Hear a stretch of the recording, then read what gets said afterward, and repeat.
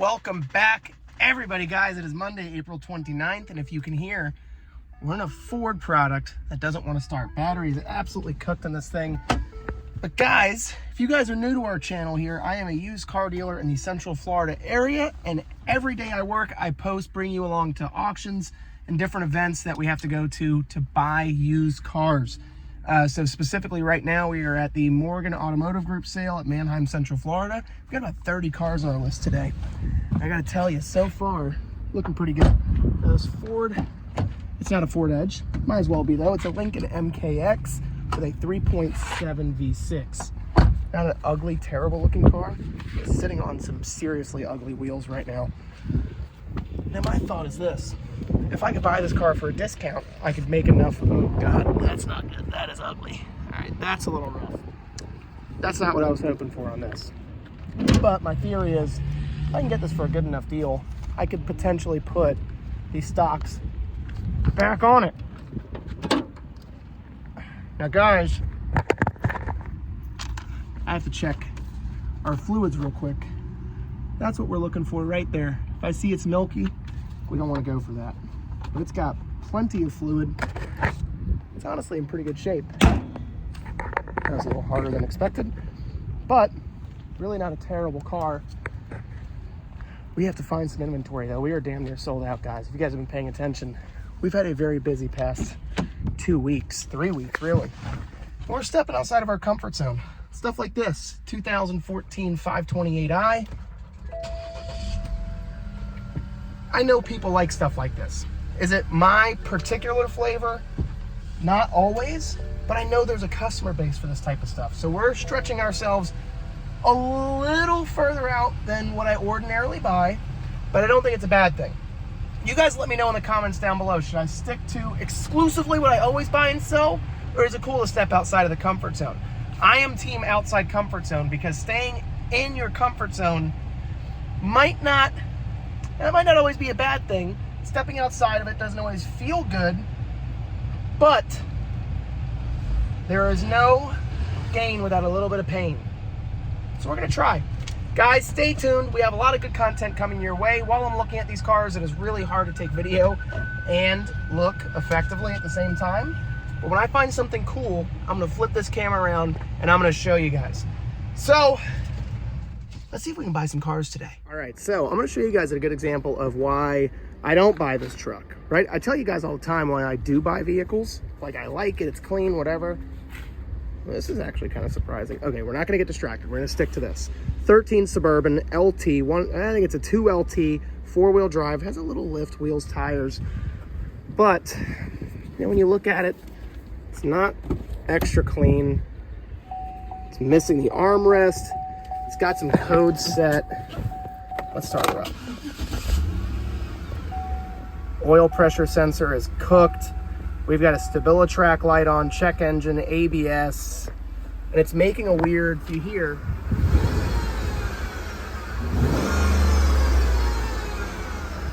I don't know what that high-pitched whine is. Could it be a power steering pump? Could it be, who knows what?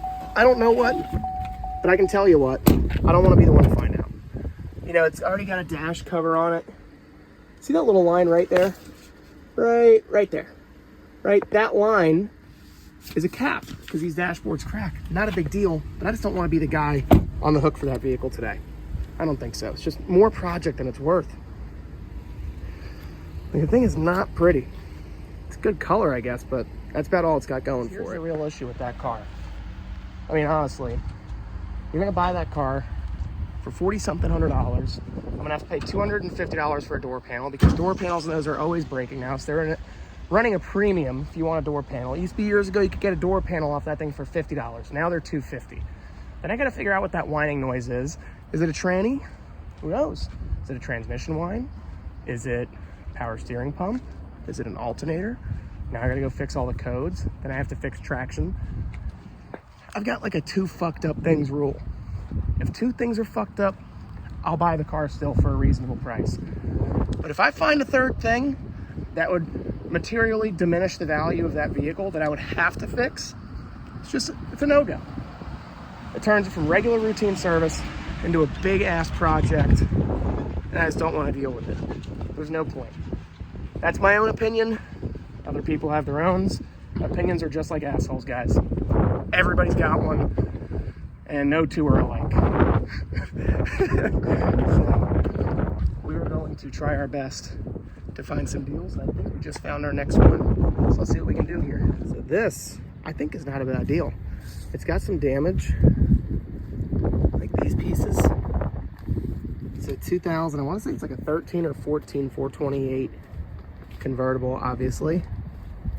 Like, how does this shit even happen? I don't know. This would have to be stupid cheap for me to buy it, honestly. Because I have to fix those things. Like, I don't think I can sell it that way. Maybe I could if I paid like $4,500 for it, but that's not happening. That car is not going to go that cheap. I don't know. I do not know. It's potentially a deal, but I don't necessarily see it going in that direction. So we're going to keep shopping. I don't really see the long play on that vehicle, personally. It just needs a lot of little itty bitty stuff, but it's the little itty bitty stuff that just sucks up all of your damn profit. So, I don't know. We're gonna find out. Let's keep shopping. All right, guys, this is a familiar look. We are leaving Manheim, Central Florida at the Morgan Group sale. They even gave us a nice little jacket. We are getting into summertime. Don't know why they're giving out jackets, but I took one. Because we didn't buy one, we didn't buy two, but we bought 3 vehicles here at the Morgan Automotive Group sale. I'm not gonna say they were steals, but I am not disappointed in any which way, shape, or form. I would say, honestly, for a couple of them, I wouldn't say they were steals, but good prices. We got, sorry guys, I'm having to grab my keys here. Anywho, let's sit down in the car and I will tell you exactly what I bought, because honestly, for the past couple weeks I've been coming here, I've been lucky to get 1, let alone 3. Let's go down the list here and see what we've got. So, let's start off here. We bought a 2015 Lincoln MKX for $3,700. I don't even know how it was possible, but $3,700, that was a really good deal. We bought a 2012 Lexus IS250 sedan. Bought that for $4,500. And then I did go a little outside of my comfort zone. The BMW 5 Series that I was sitting in, we bought! That's right, baby. That's how you get it done. Is that going to be a win or a lose? I don't know. But stepping out of the comfort zone, I bought that 5 Series for $4,700. I genuinely thought that was a steal. Forget a deal. I thought that was an absolute smoking hot deal. 2014 BMW 528i, blue metallic paint with a nice terracotta interior. I don't think that's bad, guys. I'm sweating to death. But we did all right here. The Morgan Automotive Group every now and again does pretty good for old D&D service and sales. So what we're going to do now is we're going to run back to the shop, because I think we do have a couple of straggler appointments that may or may not be coming in. Been getting a lot of activity, shockingly, on the Infiniti JX35 and an inordinate amount of action on that 14 Hyundai Santa Fe regular wheelbase. So it's 3 rows. Problem that I have with pricing cars cheap is that people love looking a gift horse in the mouth. Now, I don't know if you're familiar with that saying, but the saying is, don't look a gift horse in the mouth, right? Or the face, or the eyes, wherever the fuck that saying is. If you see a good deal, it's just a good deal.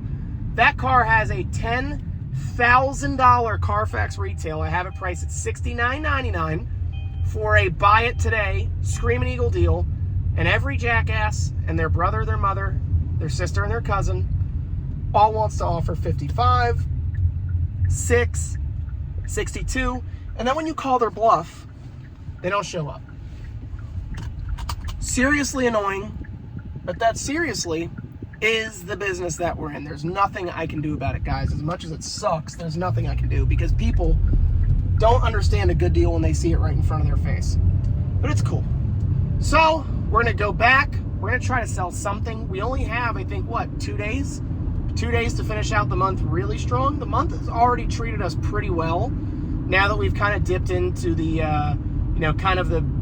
kind of late model you know, 14, 15, 16, 17 model year, 3-row SUVs, I think that we've started to see a really good uptick in our performance because of that. It's what the market wants right now, and we are buying inventory to match those needs. So we're gonna see what happens. I'm very hopeful.